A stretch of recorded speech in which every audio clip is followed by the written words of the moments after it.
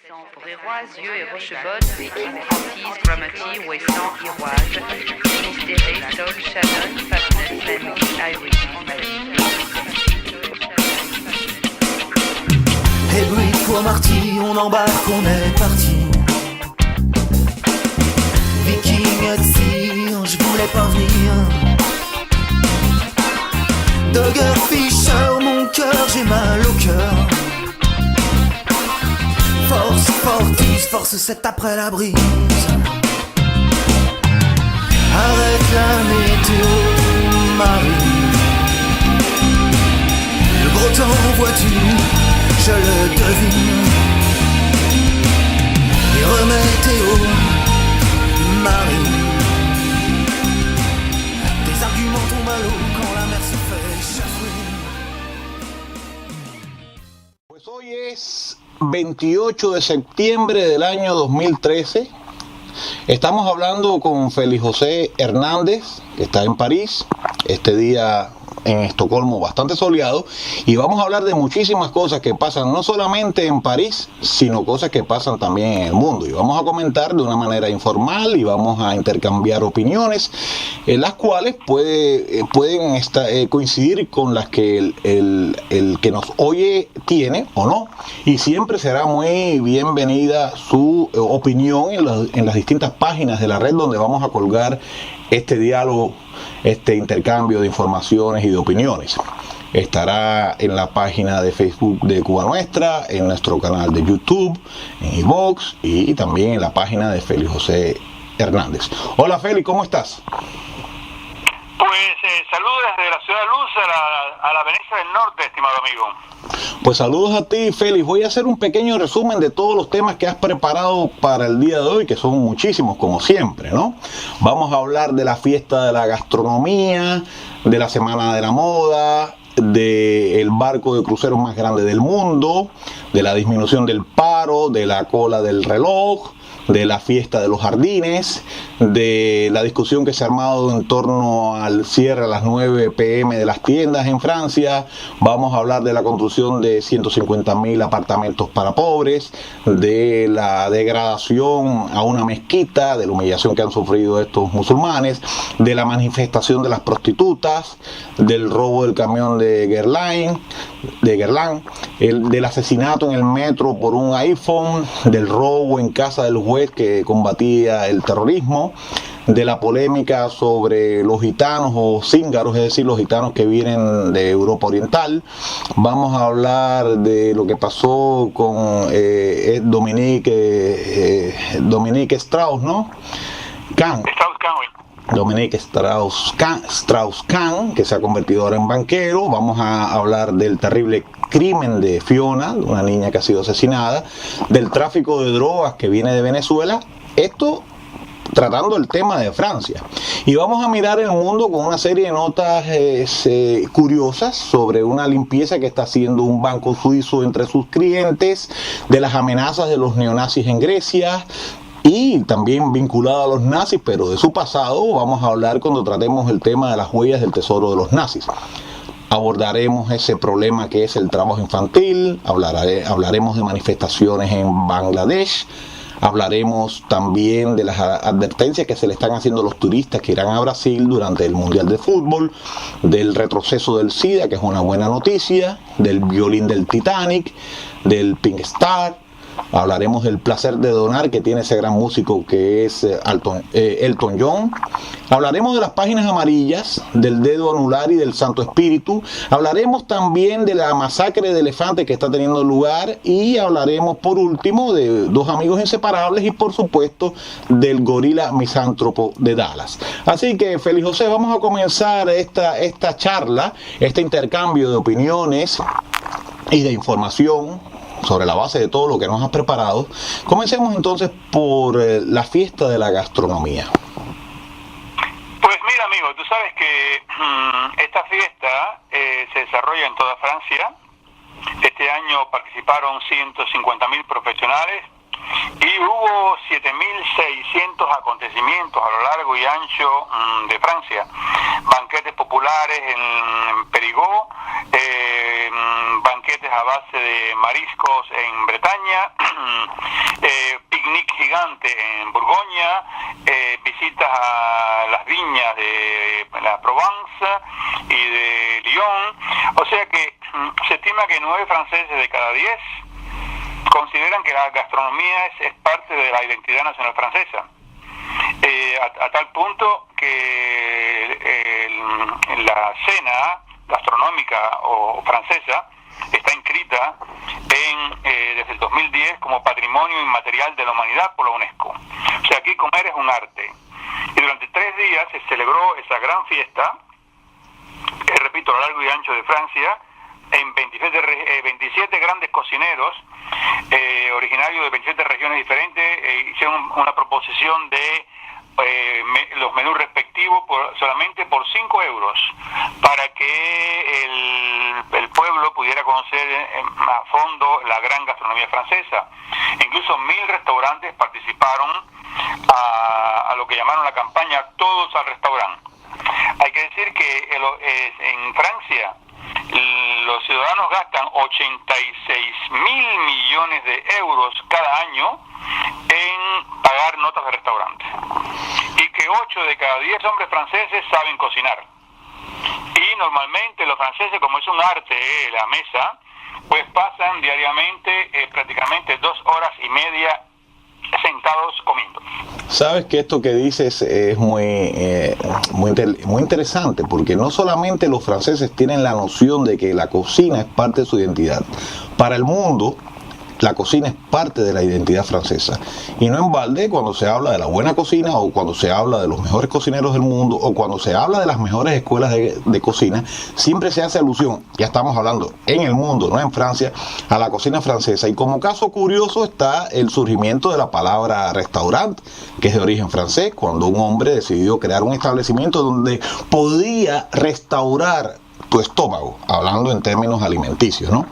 Pero no solamente la cocina es un elemento que todo el mundo atribuye a la identidad francesa, está también la moda. Así que hablemos de la Semana de la Moda en Francia.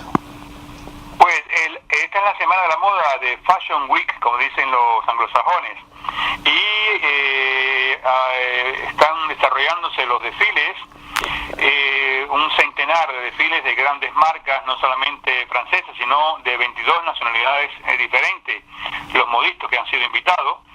Sobre todo se llevan a cabo en la Escuela de Bellas Artes, en el Palacio de las Tuileries, o sea, lo ocupado actualmente por el Museo del Louvre, en el Palacio de Tokio, que es el Museo de Arte Moderno de la ciudad, y en el Gran Palais, el palacio grande que fue construido para celebrar hace un siglo el aniversario de la Revolución Francesa. O sea, todos los desfiles fastuosos con derroche de luces, de música y la jet set, la high life del mundo entero, que viene para ver los grandes desfiles. Lógicamente solamente una mínima parte de las mujeres del mundo pueden tener a su alcance el comprar uno de estos vestidos fabulosos, pero sin embargo los modistos, como los modistos de Chanel, de Dior, de Saint Laurent, declararon de que aunque el traje cuesta a veces 100.000, 200.000 euros, o sea, no está al alcance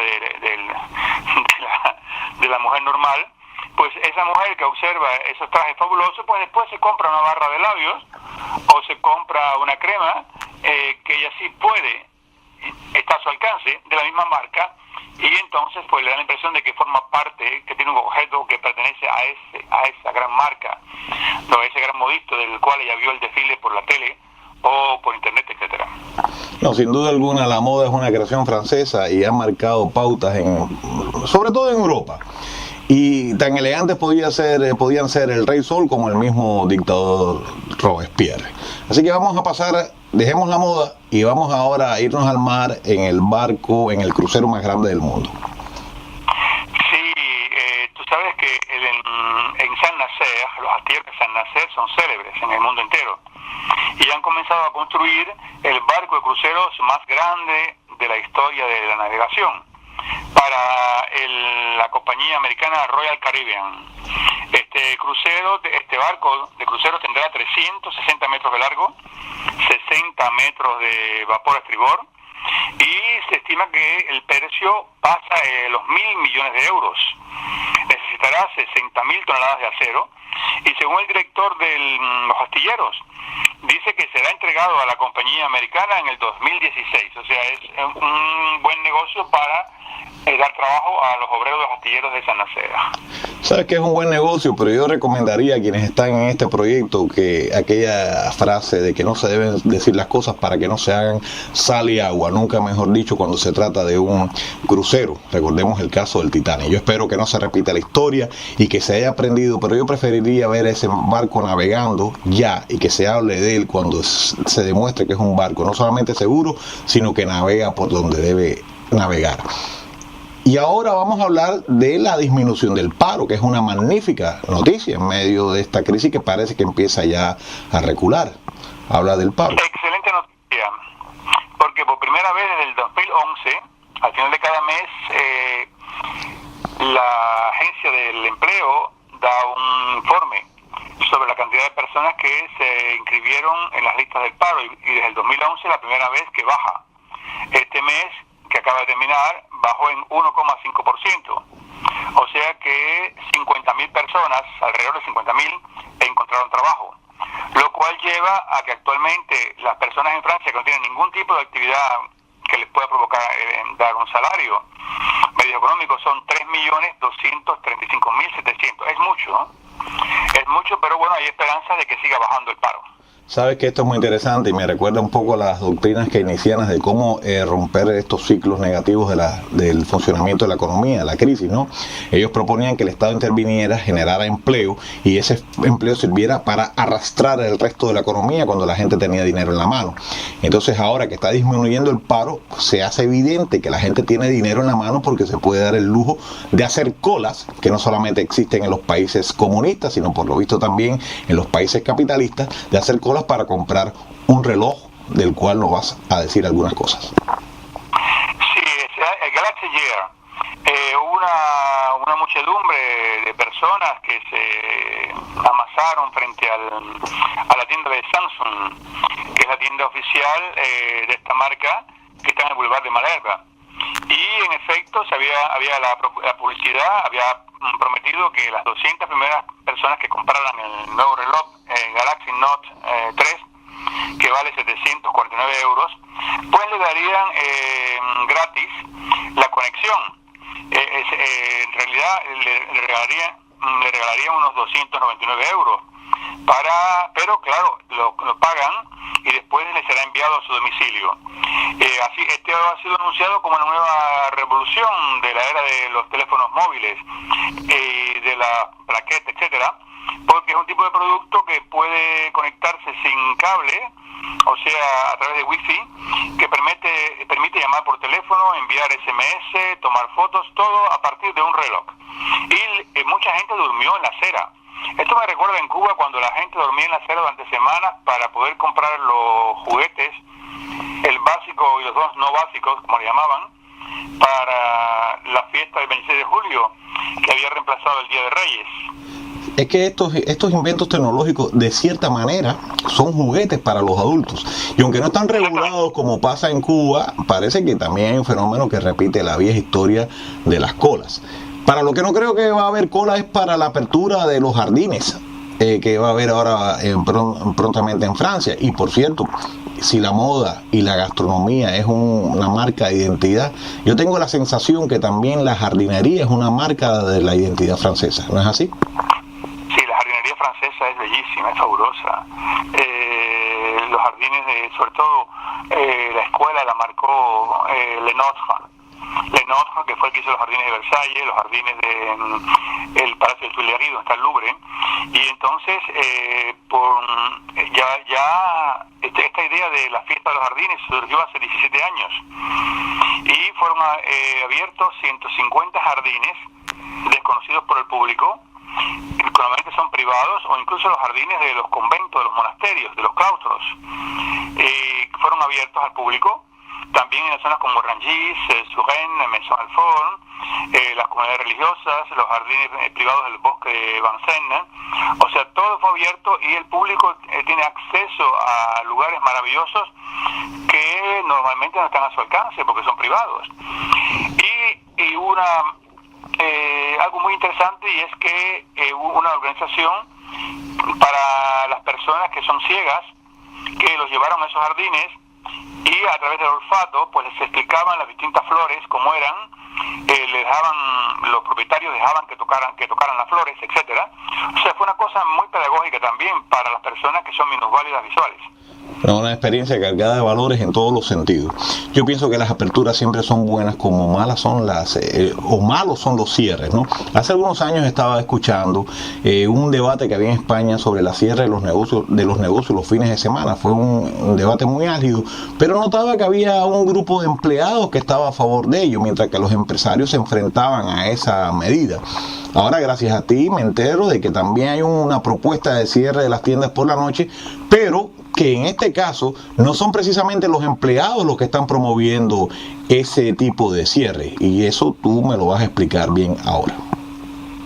Mira, todo empezó es una especie de supermercado de perfumes, Sephora, de los Champs-Élysées, que hace la mayor parte de las ventas de noche, gracias al turismo. Y los sindicatos protestaron en el juicio que se llevó a cabo. Por una parte estaban los empleados protestando contra los sindicatos y los sindicatos pidiendo que cerraran. Al final ganaron los sindicatos y Sephora tiene que cerrar a las 9 de la noche. Pero los empleados dicen de que ellos esas horas de por la noche se las pagan dobles, y además que ellos les hace falta ese dinero, y que si ellos escogieron ese tipo de trabajo es porque por problemas económicos, porque les hace falta dinero.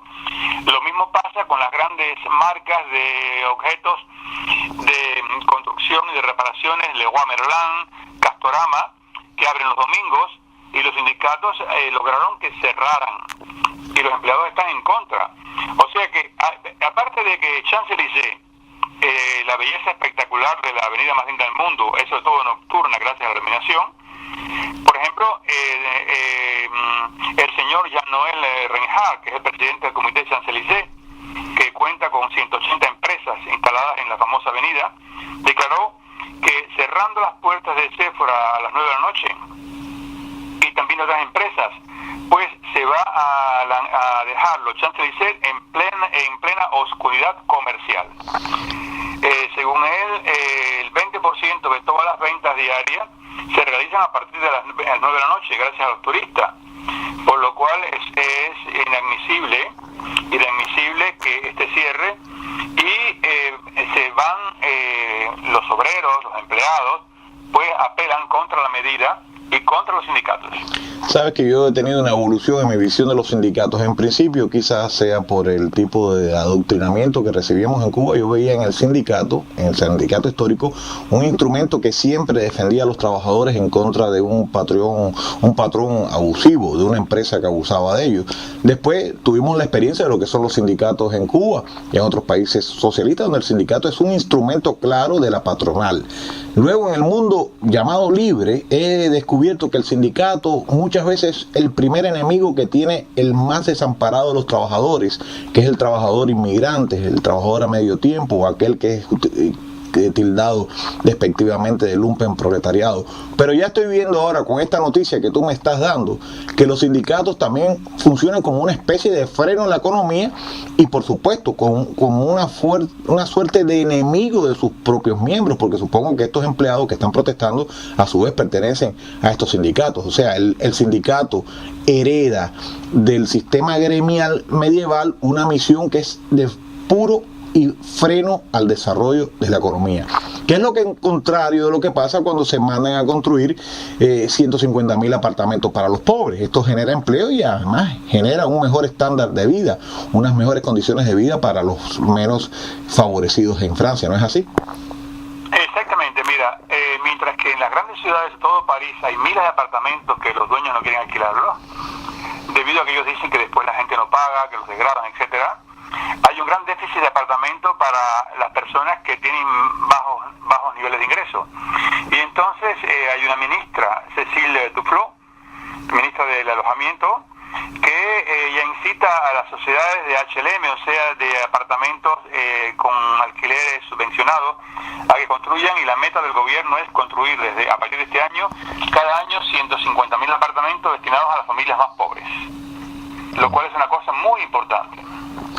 Sabes que vamos a pasar a otro tema que a mí me interesa. Yo estoy notando en Europa en general una negación de estos valores de tolerancia, aceptación de la diferencia, sobre todo el crecimiento exagerado a nivel de conciencia social de lo que es la islamofobia, ¿no? Entonces no entiendo que querramos darle señales a otras culturas de superioridad, de tolerancia, de aceptación, cuando hay ciudadanos que no aceptan, que no respetan que existan digamos, mezquitas en sus respectivos países europeos, como sería intolerante e inaceptable que alguien no aceptara en esos países árabes la existencia de iglesias o la existencia de sinagogas, ¿no? Entonces, bueno, tú me contabas antes de que comenzáramos esta charla que ha habido un intento, o no un intento, ha habido una profanación de una mezquita en Francia. Vamos a ver cómo ha sido esta profanación. Mira, se trata de la mezquita del barrio de Montrouge, en las afueras de París, donde un grupo de personas lanzó excrementos contra la puerta y la entrada de la mezquita en el momento de la plegaria. Y entonces, lo cual es escandaloso, porque el Amin Brahim, que es el tesorero de la asociación y propietario de ese lugar de culto musulmán, declaró: denunciamos con la más fuerte dureza este acto de islamofobia innoble, pero llamamos a la comunidad musulmana del barrio de Montrouge a mantenerse en calma y en serenidad.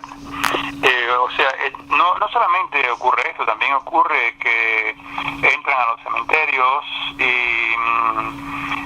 por ejemplo, donde hay la parte, en muchos cementerios franceses hay una parte que es el carré juif, o sea, una parte para los judíos, y muchas veces rompen las estrellas de David por la noche y ponen la suástica nazi con grafiti, con pintadas. Otras veces contra los túmulos musulmanes, o sea, hay una serie de tipos marginales, por suerte que es una minoría, una minoría histérica que hace acciones, sea contra los judíos, contra los musulmanes, etcétera, contra las personas que vienen de los países del este. O sea, este es un fenómeno que se está desarrollando y que crece cada año, desgraciadamente. Sabes que estas minorías que las condeno, yo las prefiero a las mayorías silenciosas que actúan como xenófobos a nivel estructural, ¿no?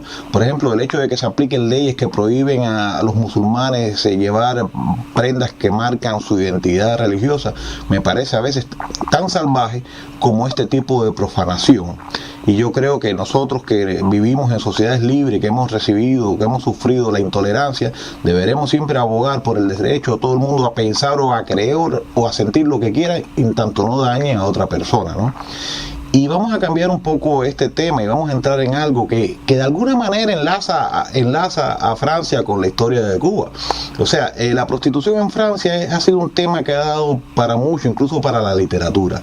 Y una cosa que sabe un poco la gente es que una de las grandes mercancías exportadoras de Francia hacia Cuba, sobre todo a principios del siglo XIX, fue la prostitución. Y que las mafias que controlaban esa prostitución fueron batidas por sus enemigos o vamos a llamarle sus competidores en Cuba. De ahí es la muerte del famoso Yarini, por el control de una prostitución que era en buena parte, no toda, de origen francés.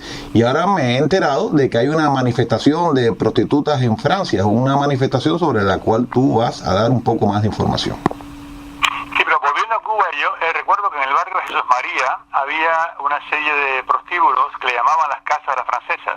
Exactamente. Y esto fue debido a que al inicio del siglo pasado hubo una trata de blancas. Y estas francesas tenían los nombres típicos de aquella época, que hoy en día están fuera de moda y son ridículos: Georgette, Paulette, Colette, Mauricette, etcétera. Y después entonces las prostitutas cubanas, cuando morían las francesas, pues ellas se hacían pasar por francesas para poder ganar más. Y entonces se llamaban Madame Georgette, Madame Paulette, Madame Colette, etcétera, pero ya no eran francesas. Pero quedó como, yo recuerdo en Miami una señora que me preguntó, ¿cómo hacen las francesas para bailar el French Cancan levantando la pierna? Yo dije, señora, por favor, el French Cancan es un espectáculo de un lugar que se llama el Molino Rojo, donde hace un siglo era un lugar de mala muerte y las mujeres cuya virtud no era muy elevada, pues mostraban las bragas y levantaban las piernas para incitar a los clientes. Hay que ver los cuadros de Toulouse-Lautrec. Pero ese French Cancan eso nada más que ese grupo de bailarinas. Tú sabes que a propósito, no tiene nada que ver con la mujer francesa actual. Félix, antes de que entremos de nuevo, porque esto me trae a colación una experiencia que tuve una vez. Yo trabajaba con unos asirios y tuvimos una comida en un restaurante y presentaban por la televisión una danza del vientre, ¿no? Que me pareció a mí exageradamente erótica o provocadora. Y le pregunté a esta gente, ellos son asirios, pero han vivido un mundo musulmán, pero parece que ambos comparten un poco el tema de la danza del vientre. Le dije, ven acá, ese tipo de, sabiendo que son muy conservadores, ¿no? Ese tipo de danza la practica cualquier mujer. Y me dice, no, esas son mujeres de mala vida. Sin embargo, nosotros vemos lo mismo en Suecia, supongo que en Francia o en España, en cualquier lugar, las academias de danza del vientre, sin darse cuenta que muchas veces las bailarinas oficiales son exactamente igual que estas mujeres de Montrouge, se llama ¿cómo? Moulin Rouge, ok. Son el mismo fenómeno, ¿no? Hay otra cosa a propósito de las prostitutas francesas en Cuba. Hay incluso una película y una historia que se llama La canción de Rachel, que no sé si sería que la prostituta era en sí francesa o llevaba un nombre afrancesado, ¿no? Que también cuenta de esta historia en los años 30, durante quizás el gobierno de Machado. Hubo un escándalo de ese tipo. Pero bueno, el caso de Yarín es el caso más típico y más claro el caso del Chulo Yarín, de la presencia de la inmigración, de la importación de esta prostitución hacia un país que era receptor de inmigrantes franceses, donde los clientes tenían para pagar lo que no tenían para pagar quizás en ese momento otros clientes europeos, ¿no?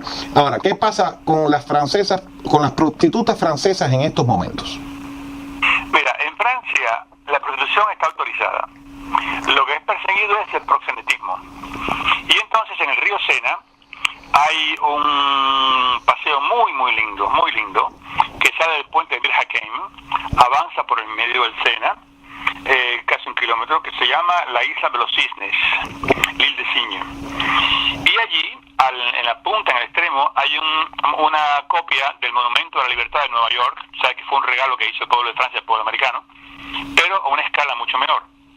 Pues como es un símbolo de la libertad, allí fueron 8 organizaciones de jóvenes a manifestar al pie de la estatua pidiendo que fuera abolida la prostitución en Francia. Pero como las prostitutas se enteraron, pues fueron para allá también las prostitutas miembros del STAS, que es el Sindicato de Trabajadores Sexuales. Y entonces se formó el jaleo y tuvo que intervenir la policía para separar los pro y contra prostitución. Y se declaró que aquí en Francia hay la libertad de ejercer un trabajo de sexo como parte de la libertad de las personas. Sabes que voy a extenderme un poco sobre este tema de la prostitución, porque esto me va a permitir a mí exponer, y yo uso este diálogo tuyo para exponer ideas que vengo elaborando, desarrollando desde hace algún tiempo, a partir de los ejemplos que tú das, ejemplos que a su vez sirven para demostrar la sistematicidad de los fenómenos sociales que tienen lugar en Francia. O sea, son fenómenos estructurales que atañen a otros países, aunque se manifiestan de manera muy particular en Francia. El tema de la prostitución. Primero quiero aclarar mi posición moral y después mi concepto legal ante el fenómeno. Moralmente yo condeno la prostitución. No quisiera jamás ver ni a un familiar mío ni una amiga mía, en primer lugar femenino, pero también masculino, dedicado a esta práctica. O sea, moralmente le hago un enorme rechazo. Pero al mismo tiempo me aterran las posiciones moralistas y sobre todo legalistas o prohibitivas contra un fenómeno que ha existido toda la vida. Sí creo que se debe impedir que a alguien se le obligue a prostituirse, pero creo que no hay derecho a interferir en la vida de una persona que decida prostituirse. Esa es su opción. Es más, si fuésemos a ser radicales, tendríamos que disolver innumerables matrimonios que funcionan como un tipo de prostitución, solamente que el cliente es uno, donde el amor no ha jugado ningún papel y sí el interés económico, ¿no? En Suecia me parece que la situación, a diferencia de Francia, es aún más retorcida, ¿no? Porque no solamente se persigue al lo que en Cuba llamamos el chulo, el cafiche, el que explota a la prostituta o la obliga, sino al cliente. Y muchos de estos clientes son al final personas desgraciadas, que no, incluso personas enfermas que no tienen otra manera de satisfacer una necesidad imperiosa como es la necesidad sexual. Y si hay una persona que está dispuesta a hacerlo por dinero y que nadie le está obligando, pues yo pienso que es preferible eso a que esas personas degeneren en violadores o pedófilos o lo que sea, ¿no? Me parece muy retorcida la persecución de la prostitución, porque creo que en el fondo lo menos que hay es un interés en favor de la mujer. Lo que hay a veces es un interés de destrozar una forma de relación sexual que es la heterosexual. Fíjate que no pasa lo mismo con la prostitución homosexual. Esta campea por su respeto y nunca detienen a nadie que esté metido en ese negocio, ¿no? Entonces, mi posición es de respeto y apoyo a esas prostitutas, aunque no quisiera ver a nadie involucrado en eso. Tampoco creo que haya derecho del Estado a interferir en un medio, en un campo de empleo que tiene mucho de similar a muchos matrimonios legalizados por el Estado y por la Iglesia, ¿no? Y que la fórmula, que creo que es la fórmula que se aplica en Alemania y que algunos estudiosos han reivindicado, y también, si no me equivoco, en Holanda, es crear todos los sistemas y todos los servicios de control de salud, incluso sistemas impositivos, para regular esa actividad como cualquier otra, sobre todo en el aspecto de la salud. Y bueno, vamos a dejar el tema de las prostitutas y vamos a pasar al robo del camión de Guerlain. Mira, pasamos a un poco de delincuencia que ha habido esta semana aquí en Francia. Y Guerlain es una de las marcas más famosas de perfumes. Guerlain, perdón, dije Guerlain. No importa, la gente en Cuba yo me acuerdo que decían Guerlain. Estaba la famosa boutique Guerlain de El Prado, que era una de las tiendas más bellas que había en Cuba. Toda en mármol de Carrara y con lámparas de Baccarat. No sé dónde irían a terminar su vida esas lámparas y esos mármoles. Pero bueno, resulta que en la fábrica de perfumes, en la zona de Orfán, cerca de Rambouillet, robaron un camión en pleno día cargado de perfumes y posteriormente le dieron fuego, lo quemaron. Claro, la compañía dice que no tenía, yo cito, no tenía un gran valor la mercancía, pero claro que tenía valor. Cuando tú ves los precios de los 100 euros que vale un pomo de perfume, un camión entero, pues la cifra. Una pregunta, ¿quemaron el camión con la mercancía adentro? No, después que lo vaciaron. Ok. Bien. O sea, aparentemente los delincuentes llegaron con otro camión, asaltaron ese, se llevaron todo y después dieron candela al camión. Ahora siempre hacían así para que no encuentren el ADN. Claro. Bueno, yo pienso que... sí. Dime. No, pensaba que en este caso no será muy difícil a los sabuesos, a los perros de la policía, seguir el rastro del crimen, ¿no?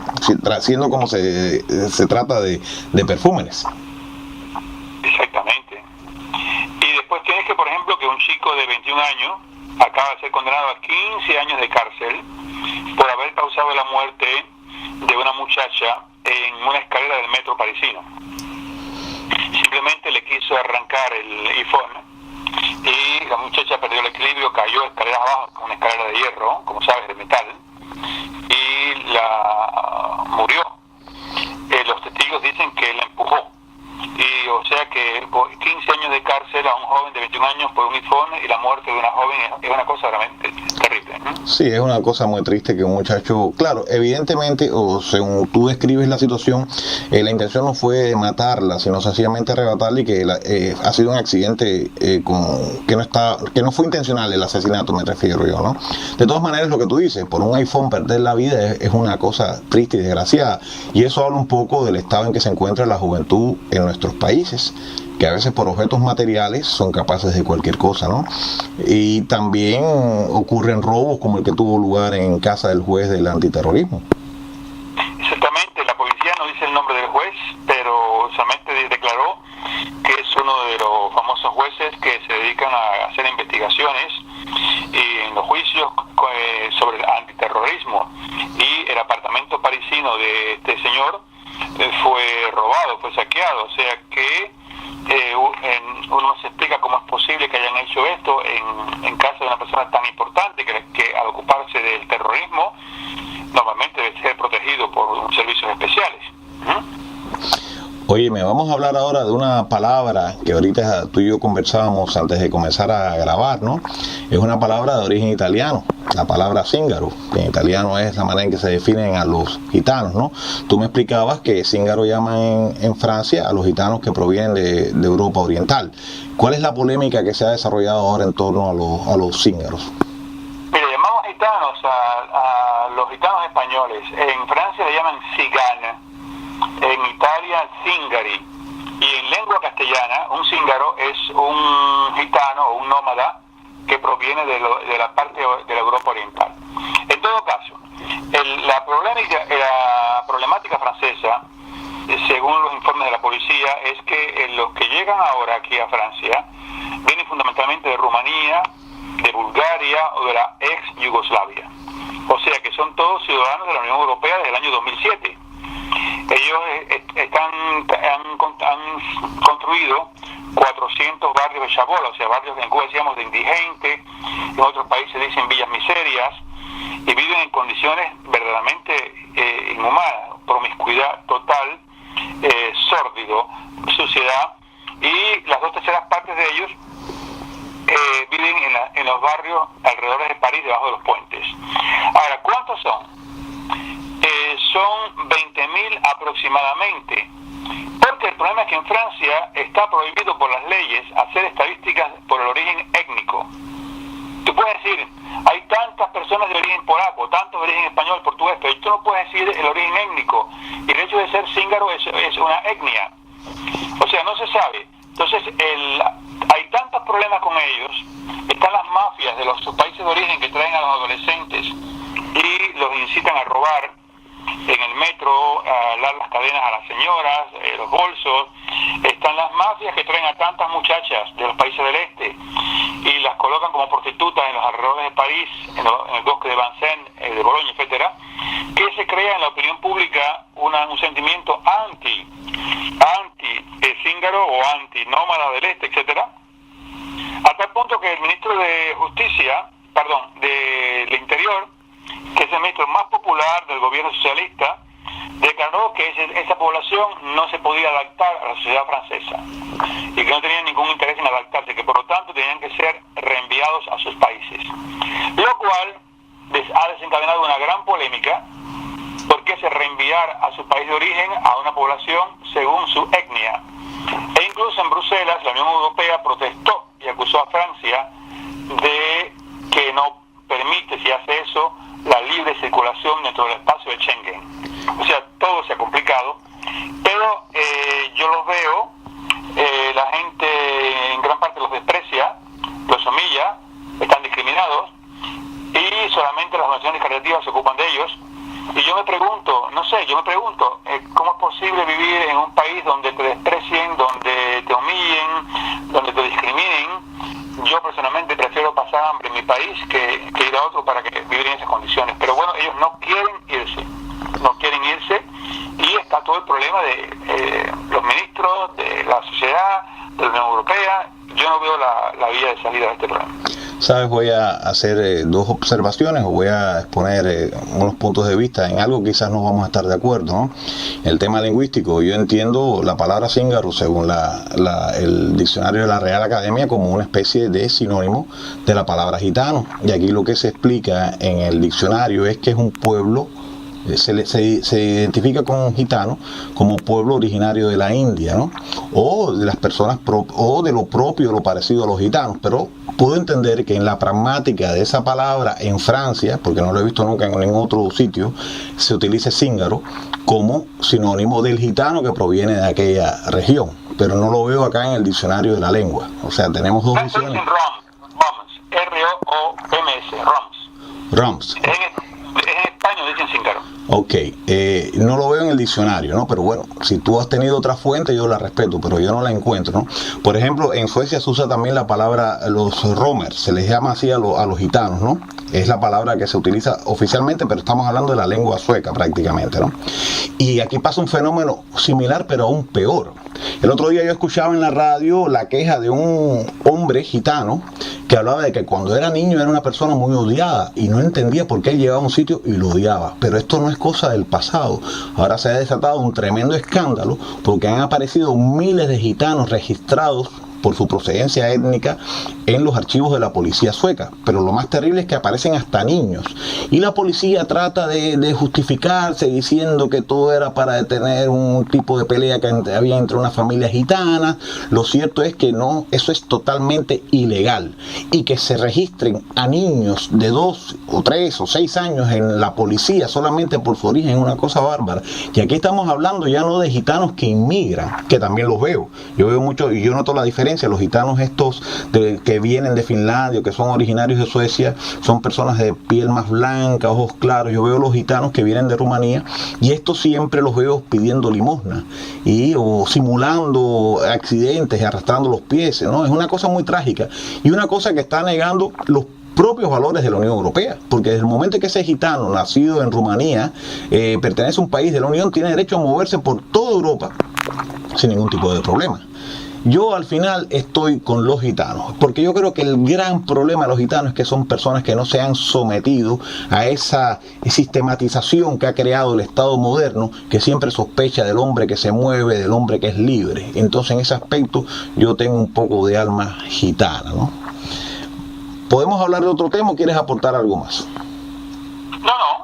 Bueno, entonces vamos a entrar a la tragedia de un personaje, Dominique Strauss-Kahn, que hace tiempo dio mucho que hablar, que yo creo que cayó en una encerrona, pero que sigue ahora sigue dando que hablar, pero me parece que no en términos tan negativos para él, ¿no? Pues mira, DSK es un hombre brillante desde el punto de vista intelectual, era el presidente del Fondo Monetario Internacional, todo el mundo decía que iba a ser el próximo presidente de Francia, una gran popularidad, y de pronto hubo el problema con la camarera del hotel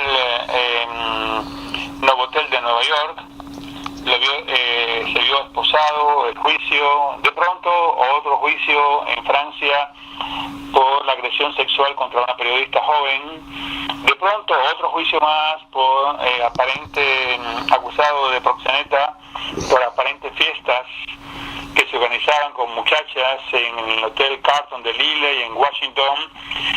Le costó el divorcio, le costó ser una especie de apestado por la sociedad, le costó ser no políticamente correcto y ahora, incluso cuando ha dado conferencias, pues los han chiflado, etcétera.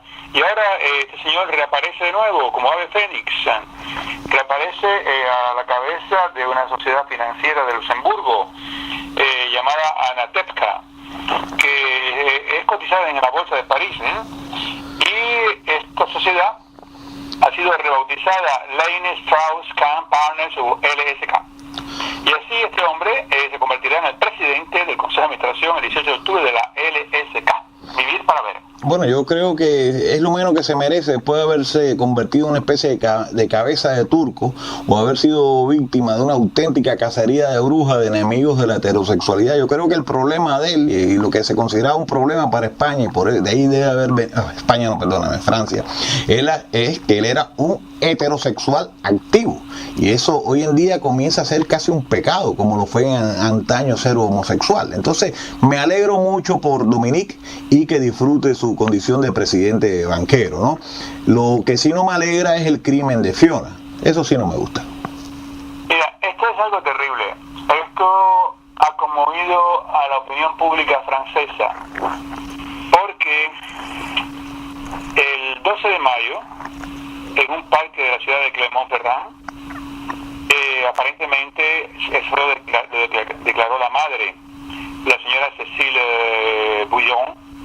Ella estaba en estado, por tercera vez, había llevado a sus 2 niñas a jugar al parque, se quedó dormida en el banco y de pronto Fiona desapareció. Las fotos de la niñita de 5 años, bellísima, como puede ser la niña de 5 años, aparecieron por la televisión televisión, en los transportes, por todas partes, en las tiendas. Se movilizó la policía, los helicópteros, los perros y nada. Se esfumó la niña. Se pensó que quizás hubiera sido violada y asesinada o llevada al extranjero para venderla. Todas las pistas fueron analizadas, pero había cámaras en la calle y ninguna cámara registraba la entrada al parque de la señora con las dos niñas. Empezaron a investigar la policía y resulta que esta señora se había separado del padre de sus dos niñas y vivía con un señor que se drogaba con heroína y completamente alcoholizado. E incluso detectaron que ella iba con la niña de 2 años en estado a comprar droga. Poco a poco pusieron toda la familia bajo escuchas telefónicas y descubrieron una verdad horrible, después de que incluso en la ciudad habían hecho marchas blancas. O sea, eso ocurre que cuando desaparece un niño, miles de personas vestidas de blanco en silencio, con fotos de la niña pidiendo que la encuentren. Ella se metía por la televisión llorando, por favor, entréguenme a mi niña. Resulta que se ha descubierto que se descubrió ya hace como 2 meses, pero la policía guardó silencio absoluto como estaba en estado, para darle el tiempo de que ella diera luz y no fuera a perder la criatura. Y la señora dio a luz hace unos días y fue ahora encarcelada, debido a que se descubrió que no hubo tal parque, no hubo tal desaparición. Simplemente el marido de ella, bajo el efecto, el marido, el nuevo amigo de ella, bajo el efecto de la droga y el alcohol, le entró a piñazos por la cara a la niña de 5 años y la mató a golpes. Después la niña fue desnudada, metida en un saco de plástico, la llevaron al bosque, él fue el que abrió el hueco, la enterraron allí, ella era la que conducía la máquina, y entonces ahora le piden a él 30 años de cárcel por asesinato y a ella 5 años de cárcel por disimulación de pruebas y ayuda a ocultar un cadáver. Es horrible porque cuando tú ves de nuevo cuando el tipo habla, pero hagan algo por encontrar a la niña, que yo la quería mucho. ¿Sí? ¿Cómo es posible después de haber asesinado a una niña? Ya, el hecho de asesinarla, hacer esa comedia ante las cámaras y ella llorando, por favor, el que se robó a mi niña, que me la entreguen. O sea, la foto de la niñita la puedes encontrar por Google, te metes Fiona, Fiona, te encuentras un angelito. Es un drama que ha conmovido a la sociedad francesa completa. Yo creo que este drama nos lleva, o sea, nos da el hilo para tirar de los verdaderos autores de este crimen. Los verdaderos autores de este crimen, además de haberlo sido esa madre despreocupada y ese señor drogado, son los responsables, son las instituciones que, debiendo velar porque un niño crezca y se desarrolle en una familia que valga la pena, no lo hicieron. Y es muy curioso que cuando son familias establecidas, si pasa que un padre le da una nalgada al niño y el niño delata al padre, pues rápidamente intervienen, desarticulan esa familia y ese niño va a parar sabe Dios a dónde. Sin embargo, cuando se trata de un caso como este, de esta mujer drogadicta, separada, que convive con un drogadicto, pues nadie interviene hasta que pasa lo que pasa. Porque este fenómeno ha ocurrido en Estados Unidos. Estos fenómenos ocurren en muchísimos lugares, y precisamente en los lugares donde hay una tremenda intervención del Estado dentro de la familia. Tal parece que lo que menos interesara son los niños. Así que desde aquí yo condeno a las instituciones que no actuaron cuando tenían que actuar, mientras que muchas veces actúan cuando no tienen que actuar y destrozan familias y meten a niños en instituciones o entregan a niños a otras familias donde son violados y le pasan barbaridades y nadie se entera. Entonces, bueno, muy triste por el crimen de Fiona, pero muy triste por las instituciones que no actúan cuando tienen que actuar.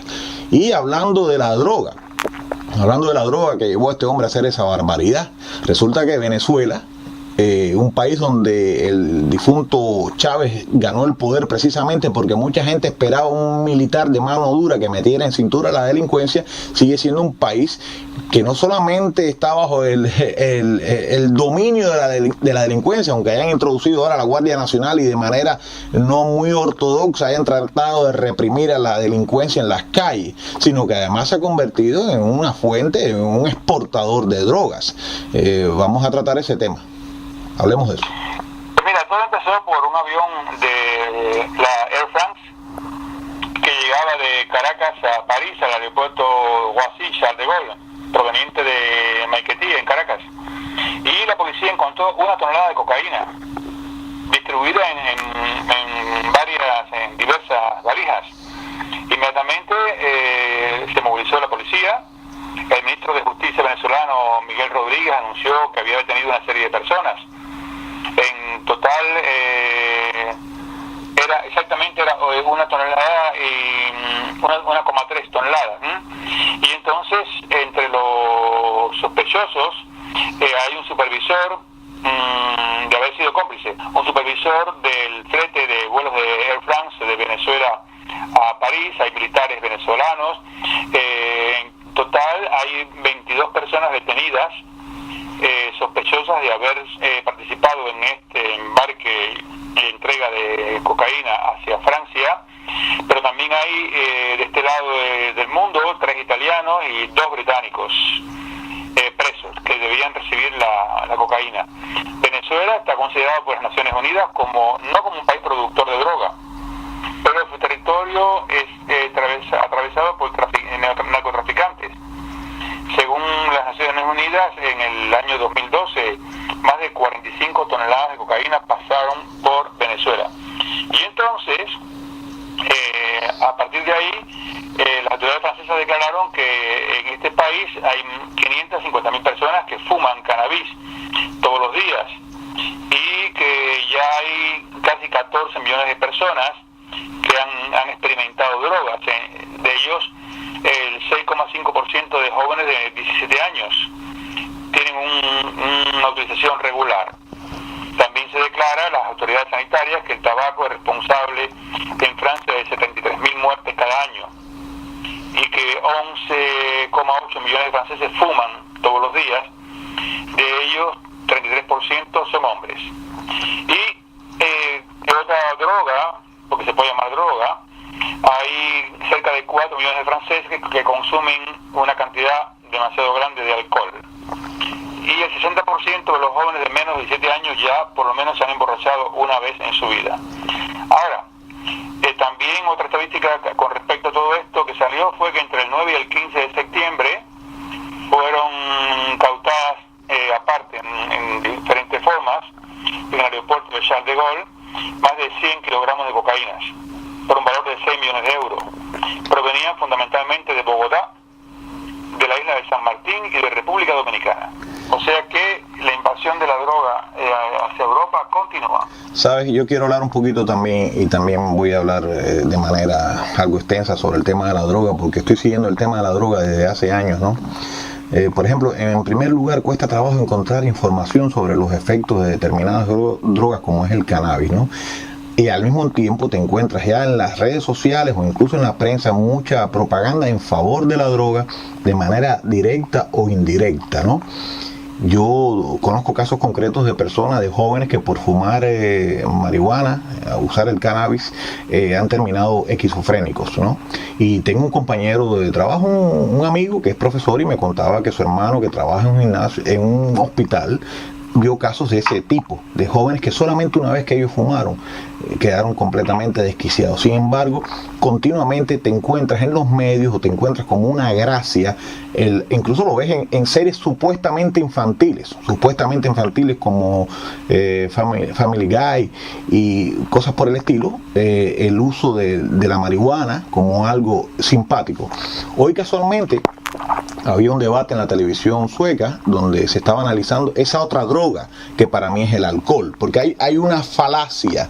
Los que nos oponemos a la distribución o la expansión o la autorización de la droga nos sacan como respuesta, bueno, pero es que ¿por qué la marihuana no y el alcohol sí? Y yo digo, no, el alcohol y la marihuana, cada una mata a su manera o daña a su manera, hay que combatirla a ambos, ¿no? Hoy había un debate muy interesante en la televisión sueca. Había un joven que pertenecía a una organización antialcohol, había una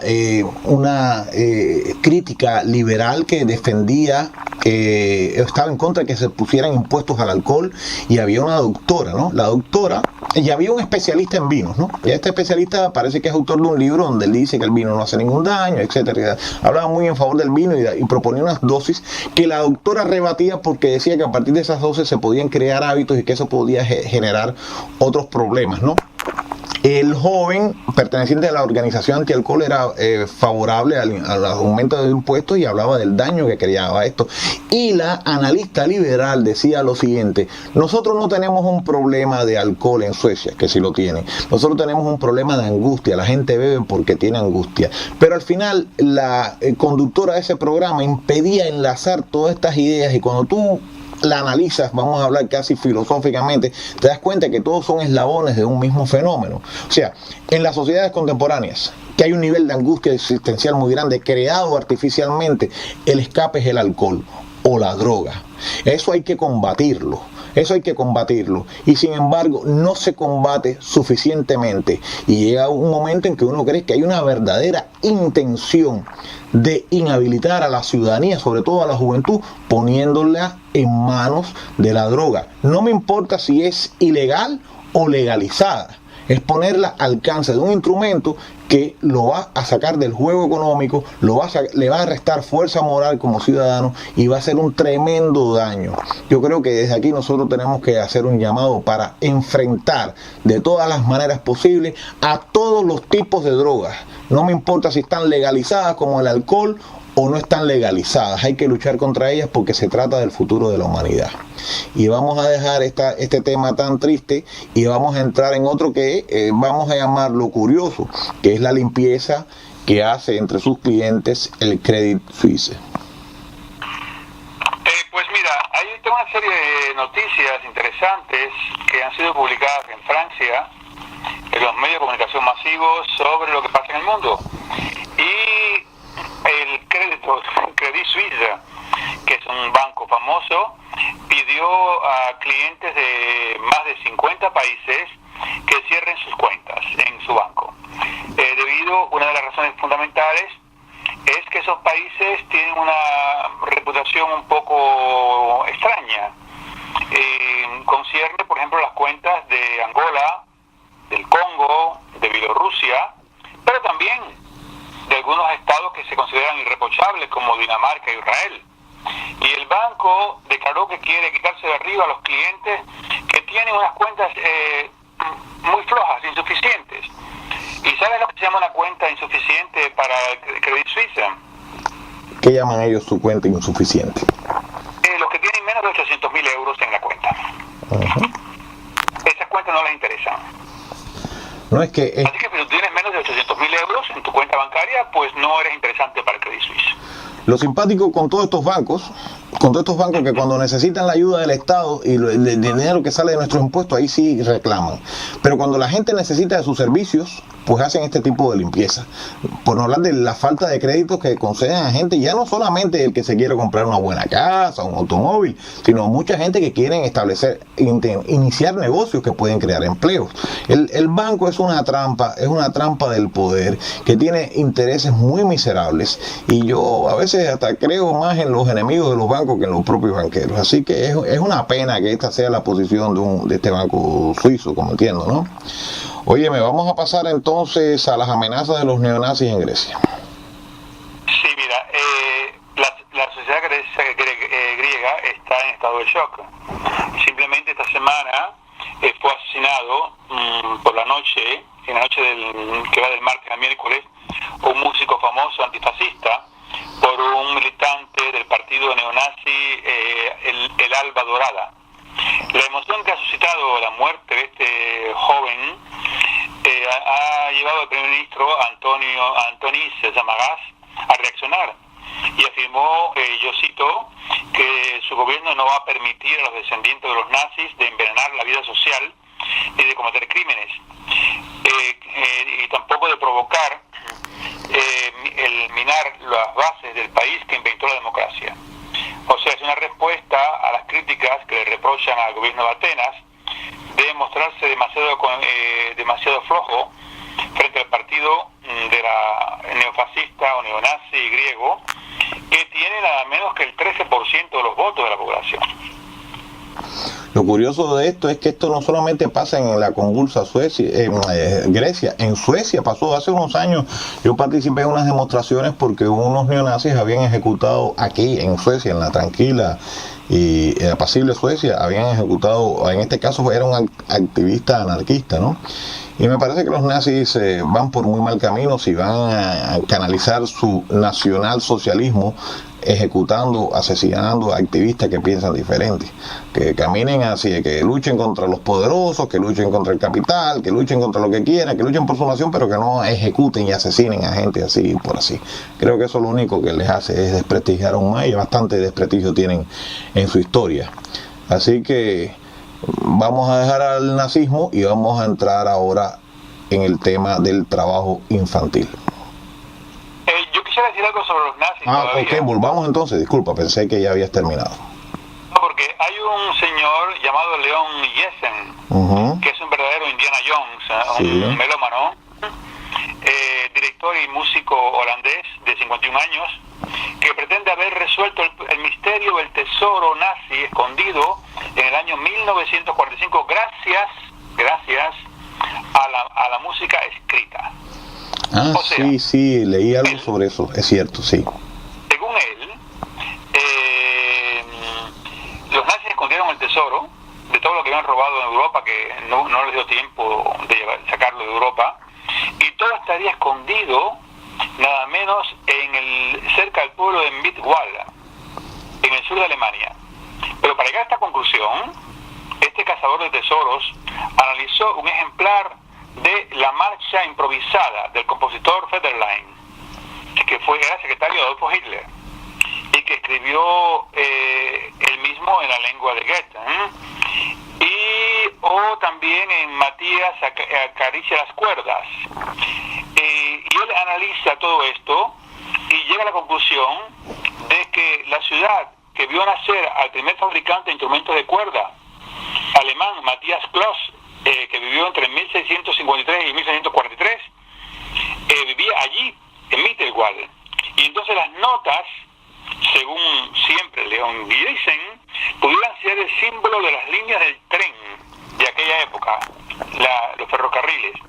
Ahora, este señor busca en estos momentos un equipo de arqueólogos que pudieran ayudarlo a buscar el lugar exacto donde se encuentra el famoso tesoro nazi. ¿Qué te parece? Me parece que este hombre padece de lo que yo definiría como el síndrome del Código de Da Vinci, que este pobre hombre se leyó ese horrible libro hasta el final y quedó completamente tostado. Eso es lo que me parece a mí, pero bueno, ahí toca la flauta por casualidad y descubre el tesoro nazi, ojalá, pero para mí ese hombre lo que está es completamente tocado. Así que si no tienes nada más sobre los nazis, ¿qué te parece si entramos? Dime. En Francia, cuando uno descubre un tesoro, pues la mitad es y la mitad es para ti. Ajá, y entonces se quiere quedar con el tesoro los nazis, la mitad. Exacto. Yo creo que ese es lo que se va a quedar en un manicomio, es donde se va a quedar él. Yo creo que vamos a pasar entonces a algo que me parece mucho más serio, que es el tema del trabajo infantil. Pues mira, según la Organización Internacional del Trabajo, la OIT, la cantidad de niños que trabajan en el mundo ha disminuido en la tercera parte, desde el año 2000. Pasó de 246 millones de niños a 168 millones. Prácticamente la mitad de esos niños trabajan en lugares peligrosos, como las minas, que ponen en peligro su salud y su seguridad, y según la OIT, también su desarrollo moral, que haya bajado de la cifra de dispositivos, pero todavía continúa siendo enorme. Mira, yo quiero hablar un poco sobre el tema del trabajo infantil, ¿no? Primero que todo, este trabajo infantil, yo recuerdo las ilustraciones sobre el desarrollo del capitalismo en Inglaterra, donde tú veías niños metidos en la ya muy liberal Inglaterra de aquella época, estamos hablando del siglo XVIII, metidos en las minas haciendo ese trabajo infame, ¿no? Recuerdo el contraste que yo hacía entre los documentos de la OIT sobre el trabajo infantil y lo que veía día a día en Cuba, donde nosotros éramos unos niños y como parte de nuestra educación nos llevaban un trabajo repetitivo, improductivo por nuestra precisa indisciplina y total falta de planificación en las escuelas al campo o en el campo, ¿no? Pero algo está pasando en el mundo que no tiene mucho que ver con la evolución moral, sino más bien con el desarrollo tecnológico. Y es que la gente sobra, y sobra incluso la mano de obra. Se ha reducido, se ha tecnificado, y por tanto se ha reducido la necesidad de mano de obra. Y me parece que más que un actuar de las leyes en favor de los niños, lo que ha sido es sencillamente que no hay trabajo. No hay trabajo para los adultos, que va a haber trabajo para los niños, ¿no? Entonces lo que estamos observando, que debería alegrarnos, porque no creo que un niño, salvo en una función muy pedagógica, muy bien estructurada, debería participar de una labor, porque sí puedo creer que el trabajo eduque siempre y cuando esté debidamente planificado, no como un medio de explotación. Creo que estos niños que están dejando de trabajar, lo único que están haciendo es demostrar el problema que tenemos de que no hay trabajo, porque las máquinas están sustituyendo a los seres humanos, y además de que hay toda una serie de mecanismos de freno del desarrollo, de los cuales no vamos a hablar ahora, porque entonces también hablaría yo demasiado, ¿no? Mejor vamos a tratar de las advertencias que se le hacen a los turistas que van ahora a Brasil a participar del Mundial de Fútbol, siguiendo ya hablando del mundo. Mira, las autoridades de Brasil acaban de advertir que los turistas que vayan al Mundial de Fútbol de Brasil y que paguen los servicios de una prostituta menor de edad durante la Copa del Mundo que será en el 2014 pueden ser condenados de 3 a 7 años de prisión. Esa advertencia ha sido enviada a todas las agencias de viajes. Se calcula que Brasil será visitada con motivo del Mundial por 600.000 turistas. Pero, sin embargo, según las organizaciones que defienden la infancia en Brasil, actualmente hay 250.000 de niños que son explotados sexualmente en ese país. ¿Sabe que no hace falta que lleguen los turistas para que sean explotados los niños sexualmente. Exactamente, aquí hay dos cosas. Yo creo que deberían advertirle en primer lugar a los brasileños de que eso no debe existir. En cuanto al fenómeno de los turistas, yo sigo el caso en Suecia. Hay muchos pedófilos que son atrapados en países asiáticos donde parece que existe una gran tolerancia con respecto a la prostitución infantil, ¿no? Y puede ser también que estos turistas, ya no suecos sino europeos, pierdan la noción de que no todo país del tercer mundo o en desarrollo, no vamos a hablar del país de Brasil ya como un país del tercer mundo, sino más bien un país con gran posibilidad de desarrollo, tienen las mismas legislaciones. Entonces a veces se equivocan, se creen que se han ido al fin del mundo y que pueden hacer y deshacer, y puede que caigan en una trampa, que se las merecen naturalmente, ¿no? Pero esto es parte del retorcimiento que existe de las relaciones sexuales y algo que no se está tratando donde se debe tratar, que es en la condición humana. Para mí cada vez más alienada por el sistema mundial del que participan el capitalismo y el comunismo, ¿no? Así que es muy triste que haya explotación infantil, es muy triste que exista prostitución infantil y que haya que advertirle a los turistas algo tan evidente como es eso de que no se puede utilizar. Y sin embargo me das la noticia, al mismo tiempo de que existe esta lacra, de que el SIDA está reculando.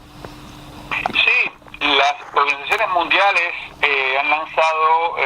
han publicado las nuevas estadísticas, y las nuevas infecciones por el VIH en los niños han disminuido el 52% desde el año 2001, y globalmente, y los adultos incluso, ha disminuido un 33% en el mismo periodo, según este informe. Pero el año pasado se estima que en el mundo hubo 2.300.000 nuevos casos, contra 2,5 millones en el 2011. O sea, la cifra todavía es enorme, pero va bajando. Bueno, y esto va bajando sin tener que aplicar esas normas que se usaron en Cuba de encerrar a los enfermos y de ponerles acompañantes. Por cierto, que es el nombre de una película cubana que acaba de obtener un premio, que utiliza el nombre del personaje que custodiaba todo el tiempo al enfermo, ¿no? Bueno, parece que es un logro de la ciencia, o si le vamos a creer a los conspiranoicos, que que parece que se están echando para atrás los que elaboraron el SIDA como una manera de controlar la población. No tengo evidencia de eso y no puedo creerlo, pero a veces tomo en cuenta cualquier explicación del fenómeno. En todo caso es bueno que esté reducido. Dime.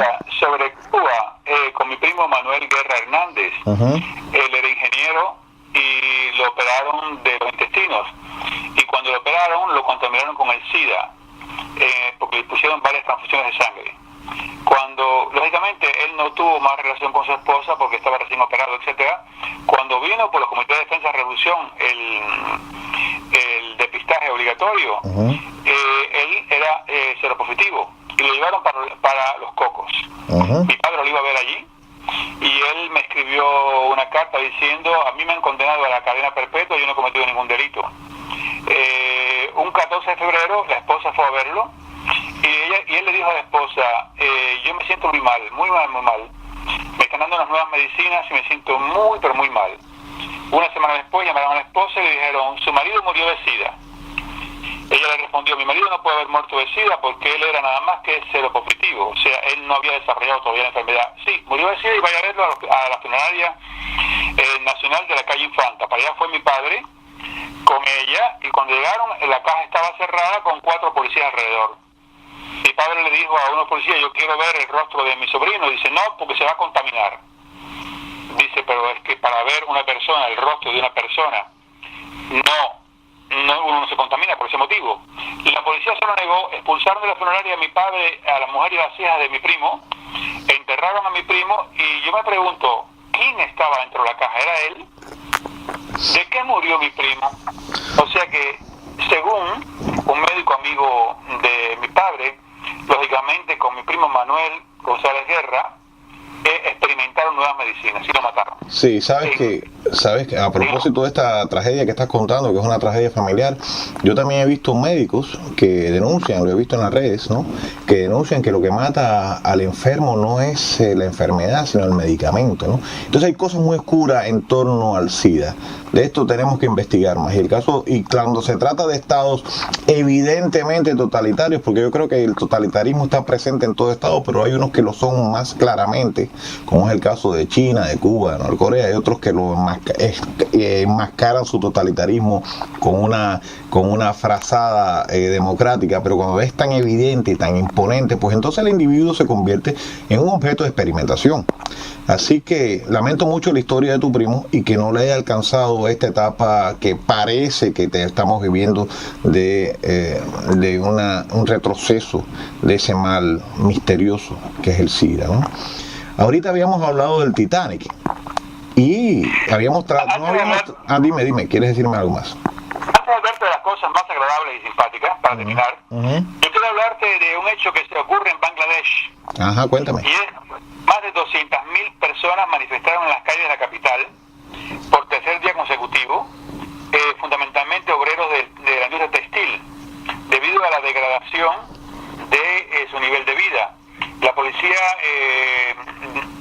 tiró balas de goma y gases lacrimógenos. Hay que decir que el salario mensual de un obrero en Bangladesh de textil es de 3.000 taka, o sea, 28 euros, uno de los más bajos del mundo.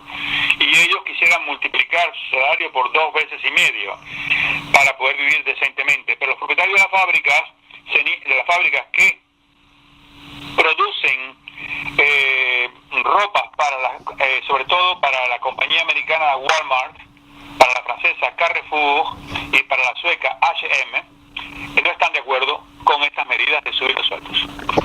Pero sabes, Félix, aquí te voy a volver a tocar el tema de nuestros amados sindicatos. Resulta que hay una estrategia de la lucha sindicato-empresario que es muy curiosa y no siempre está pensando en estos pobres obreros de Bangladesh o de otros países más pobres, ¿no?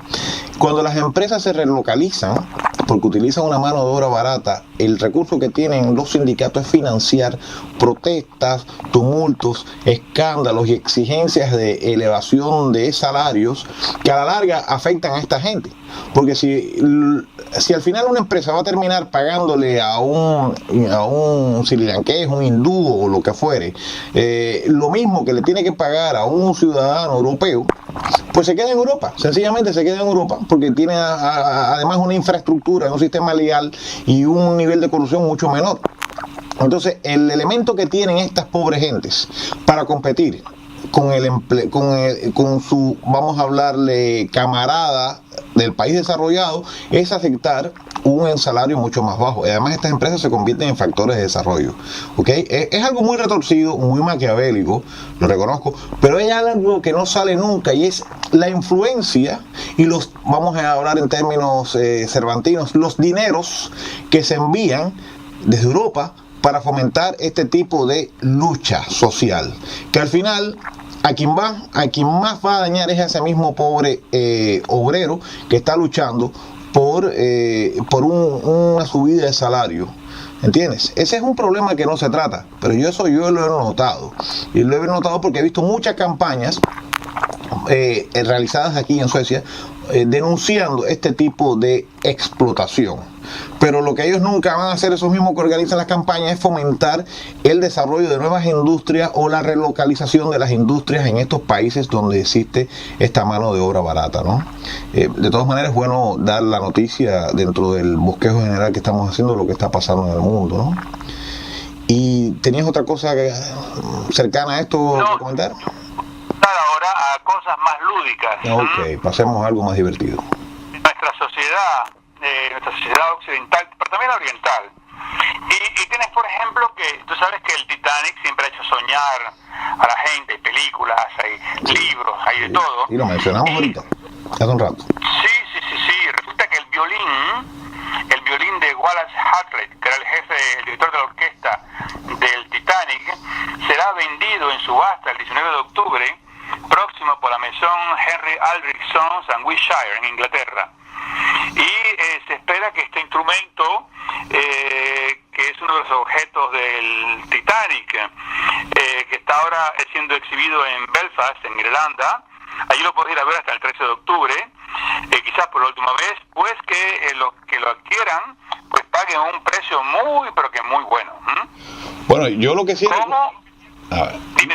Lo que yo recuerdo mucho es la escena, porque lo he visto ya en varias versiones fílmicas del Titanic, de los músicos tocando hasta el final, el barco hundiéndose y ellos tocando quizás para mantener un poco la calma, ¿no? Y así que me imagino que por qué este violín es tan famoso, porque es que realmente tiene una connotación de un cierto heroísmo por parte de aquellos músicos, ¿no? Bueno, vamos a pasar entonces, si te parece bien, al Pink Star. Esto es otra cosa. El Pink Star es el diamante rosa excepcional de 59,6 carates. Una cosa verdaderamente única en la historia. Será puesto a la venta el 13 de noviembre en Sotheby's, en Ginebra, y a la subasta. El precio partirá más o menos de 60 millones de dólares. Así que si tú tienes 60 millones de dólares y quieres hacerle un bello regalo a la mujer de tu vida, pues ya sabes lo que puedes comprar. Sí, ojalá pudiera yo comprar eso, pero bueno, no estoy en condiciones. Máxime cuando la mitad, o que diría con gran parte de mi esfuerzo de este tipo mediático, es precisamente por amor al arte y por amor a la difusión de ideas y al debate, ¿no? No precisamente claro. No, tú y yo que no nos dedicamos a lo lucrativo, sino que tenemos esa mística de dar sin recibir en tantas cosas, pues no nos podemos dar el lujo de comprar ningún diamante. No 60, ni siquiera 6, Exactamente. No, nosotros no, a duras penas podemos hacer el verso cuando nos ganamos el... Exactamente. Pero lo que sí me parece, el que sí pudiera comprárselo es un artista que siempre, o sea, no me gusta su lucimiento, sus lentes, su alarde, sus matrimonios homosexuales, eso no lo compro de él, pero sí realmente me gusta su voz y me gustan sus composiciones, y me refiero a Elton John, y agradezco y felicito a Elton John el placer que tiene de donar. Elton John es uno de mis cantantes preferidos. Me acuerdo Goodbye Norma Jean o Funeral for My Friend.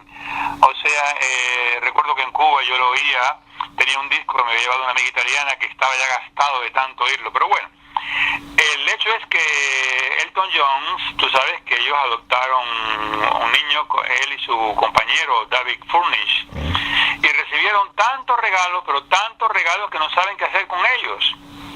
Y entonces, pues, por Navidad, por la primera Navidad del niñito, con sus dos padres. Y entonces, pues, la idea fue regalar todo eso a un orfelinato en Ucrania.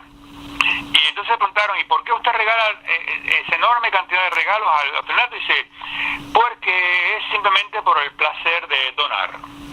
O sea, fue un bello gesto. No, sí, sin duda alguna es un bello gesto. Está bien que ayuden a los ucranianos. Yo estuve en Ucrania en el 2005 en una especie de actividad de solidaridad democrática y realmente me di cuenta que hay mucha pobreza. Ucrania, cuando se desprendió de la antigua Unión Soviética, perdió una serie de contactos y conexiones de las cuales dependía su economía, y hay mucha pobreza, hay mucho atraso, incluso hay una generación que se llama la generación perdida, gente más pequeña, se pasó mucha hambre, ¿no? Yo espero que esto haya sido una contribución porque los ucranianos son buenas personas y se merecen esto, ¿no? Sí, yo hice todo un recorrido por Ucrania, Odessa, Yalta, Sebastopol, hasta Kiev, que escribí muchas crónicas que tú publicaste, que también están en mi sitio www.cartasofelia.com, y es un país fantástico y ese pueblo merece un nivel de vida mejor del que tiene actualmente. Sí, recuerdo que me contaste muchas, además de las cosas que leí, cosas muy interesantes, y me gustaría que un día estableciéramos un diálogo como este, precisamente para que narraras la cantidad de cosas curiosas de las cuales tomaste nota durante tu viaje a Ucrania. Así que otro día vamos a apartarnos un poco de qué pasa en Francia y en los alrededores, y vamos a hablar de qué pasa en Ucrania, ¿no? Y también vamos a hablar, pero esto lo vamos a hacer hoy mismo, de lo que pasa con las páginas amarillas.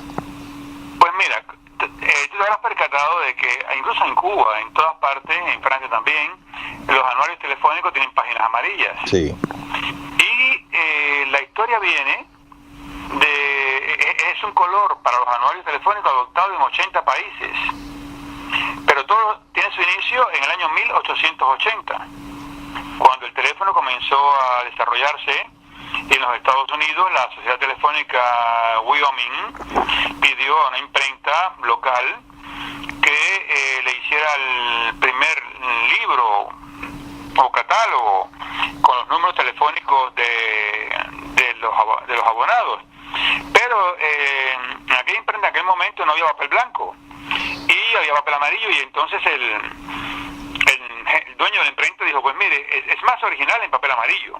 Y el éxito fue inmediato, de ahí que desde 1880 en 80 países del mundo se imprima siempre el Yellow Page, o en francés Page Jaune, y fue a causa simplemente de que no había papel blanco en aquel momento. Pues mira cómo surgen las cosas. Mira cómo surgen las cosas. Siempre hablamos de las páginas amarillas y nunca nos habíamos enterado, y ahora nos enteramos gracias a ti de su origen. Las famosas páginas amarillas. Y bueno, también nos vas a hablar, ya que nos cuentas cosas muy curiosas, vamos a tratar el dedo anular y el Santo Espíritu. Sí, esta es otra curiosidad. ¿Sabes que cuando la gente se casa, te dicen sí, intercambian sus anillos? Y normalmente se pone el anillo en el cuarto dedo de la mano izquierda, en el dedo anular. Pero esta costumbre viene de la antigüedad. Hay que ir hasta allá para ver cómo nació. Los griegos pensaban que el dedo anular estaba unido al corazón en relación a las venas que lo rodeaban. Incluso los romanos hablaban de las venas del amor que pasaban por el dedo anular. Y la idea inspiró a los primeros cristianos, que cuando celebraban las primeras bodas llevaban a los 3 dedos más largos de la mano como la Santísima Trinidad. Así que tú tienes, amigo mío, 2 Santísimas Trinidad, una en cada mano. Ah, qué interesante. El índice representa al Padre, el dedo mayor al Hijo, y el anular es el Santo Espíritu, que bendice la unión ante Dios. Pero sabes, es una figura icónica. Lo he visto en muchas pinturas donde se ven los 2 dedos recogidos y estos 3 dedos parados, ¿no? Y ahora me doy cuenta que es la representación del Espíritu Santo, ¿no? De la Trinidad, ¿no? Exactamente. Interesante, nunca había podido decodificar ese gesto que veía en pinturas con motivos cristianos, religiosos cristianos, de estos 3 dedos. Es muy curioso esto. Y si esto es curioso, triste es que se estén masacrando elefantes, ¿no? Sí, tú sabes que la barbarie a mí me golpea la barbarie con los humanos, pero yo creo que mientras más viejo me pongo, también estas cosas que pasan con los animales me afectan, porque resulta que 80 elefantes han sido envenenados con cianuro en las últimas semanas en Zimbabue por parte de los cazadores furtivos. O sea, no disparan para que los guardianes del parque y la policía no los detecte por el ruido, e envenenan a los elefantes con cianuro. Y según el ministro de Medio Ambiente de Zimbabue, todos los cadáveres de elefantes le faltan los colmillos. Pero el problema es que hay animales carnívoros que van a comerse los elefantes muertos, y al mismo tiempo, pues, al comerlos, también mueren ellos. O sea, se han encontrado una cantidad enorme de animales todos envenenados en un parque nacional. No, lo que están generando es un desastre ecológico, y realmente comparto tu dolor. Hace poco estaba mirando la imagen de un elefantito, no recuerdo si es un zoológico alemán, que la madre lo rechazaba, le daba patadas. Parece que ellos tienen la costumbre de levantar a los bebés a patadas, a despertarlos, pero a veces algo se desquician las madres, y este elefantito hubo que separarlo de la madre, y el elefantito estuvo llorando 5 horas, ¿no? Y cuando yo veía la imagen del elefantito tapado con una frazada y las lágrimas en los ojos del elefantito, realmente casi me recordaba un ser humano, ¿no? Y que hayan masacrado a estos elefantes por los colmillos me recuerda el caso de esa niña que por un iPhone le quitaron la vida, ¿no?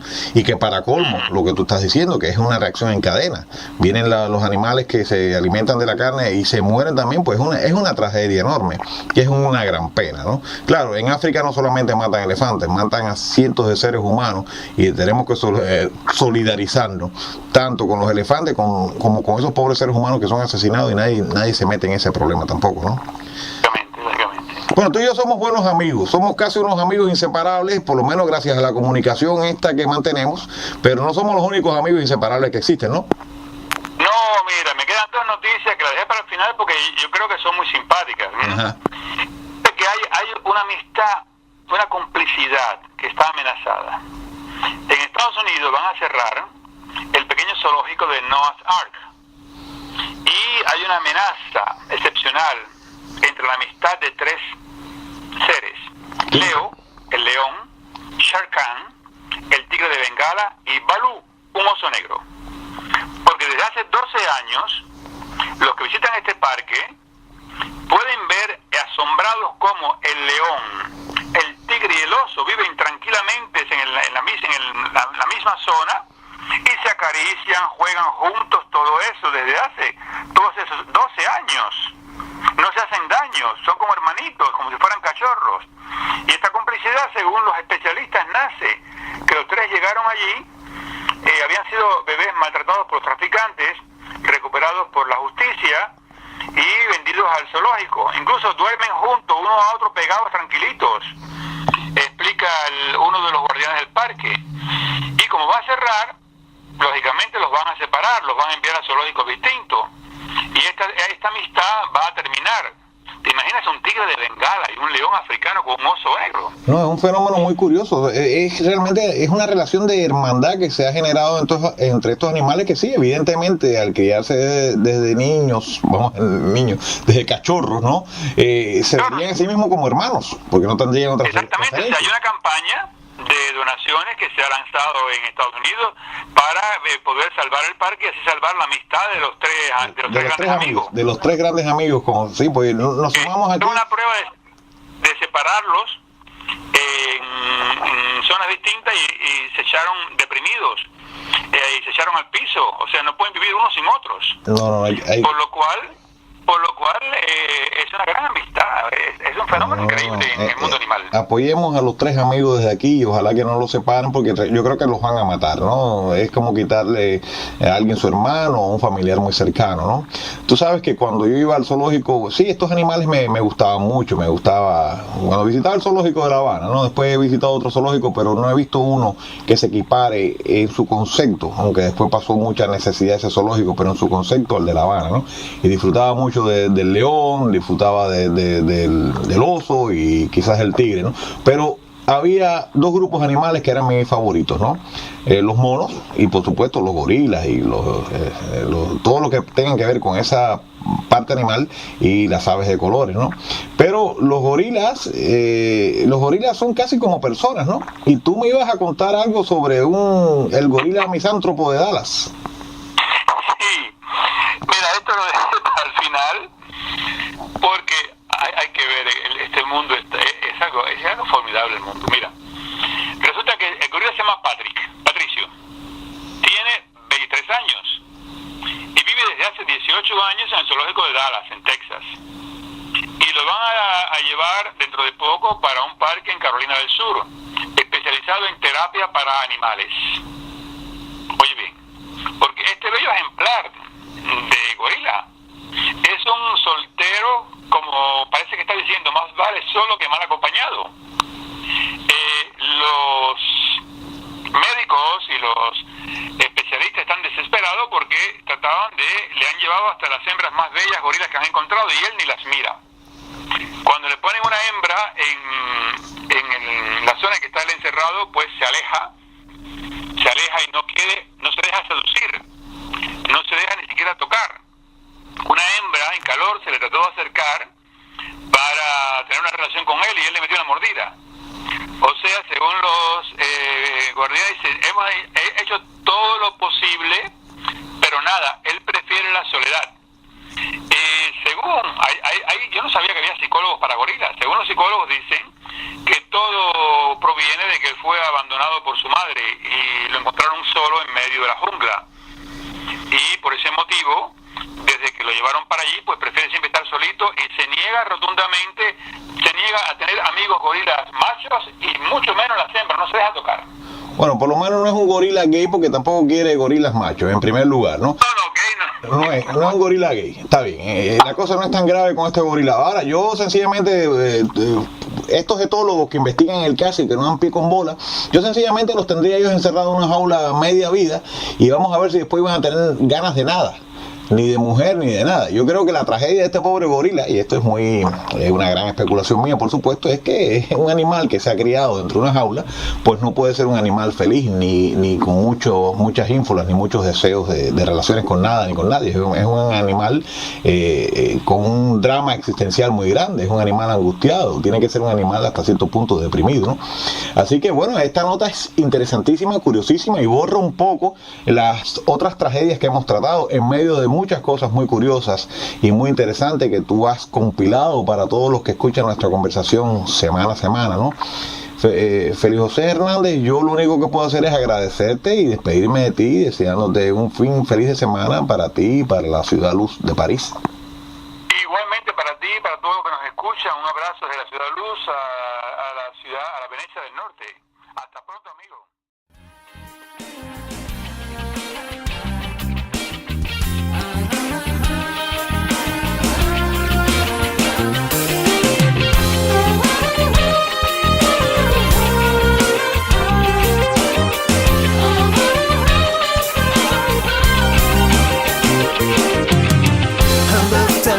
Comment sécher ma chemise?